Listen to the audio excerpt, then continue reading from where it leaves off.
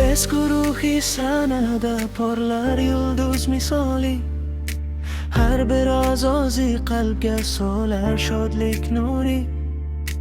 Yettilik jamoadir do'stlik istedodizi, muxlis qalbida doim yashar ularning izi. Muhammad Rizo jingalak sochi bilan tanilgan, hazilkashligi bilan ko'plarning ko'nglini olgan. O'yinlar shartlar qilib muxlislarni kuldirar, quvnoq kayfiyat bilan sahnani doim yoritar. Mavluda kibrdan yiroq, ovozi juda mayin, tajriba bilan kelib yuratmay yetti tayin. Qo'riqga kelganiga hali yil bo'lmadi, bir yilda barchaning ko'nglidan joy olgandi.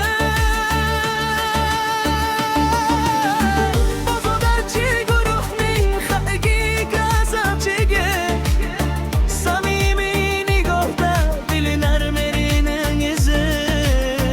Yoshini sir tutib yil bizni qiynadi, uni esa bir ko'rishda qizlar sevib qolardi. Nilufar qizlardan eng kichik ammo yulduz, tabassumi bilan qalblarga berar tuyg'u. Talanti g'aj-g'ash, ovozi qalbni rom etar, parodiya qilib doim sahnani yondirar.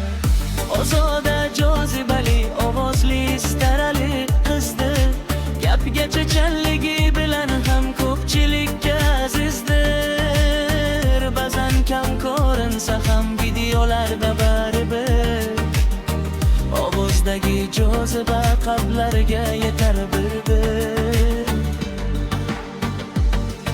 Shabona quvnoq etmir kulguga boy, Rapunzeldek sochlari ko'nglimizdan olgan joy. Hazilari bilan sahnaga rang qo'shadi har dam, quvnoqligi bilan guruhga berar yordam. Shohrux ham sirli inson, jingalaklardan biri, kam ko'rinsa-da muxlislar uni kutadi bar. Konsert sahnasida paydo bo'lsa birdan, muxlislar olqishiga ko'miladi shu ondan. Biz guruhi porlasin yulduz kabi osmonda, muxlislar sevgisida har bir qadam yonida. Do'stlik va iste'dod bilan oldinga yurib, nomlari qolsin hamisha butun dunyoda.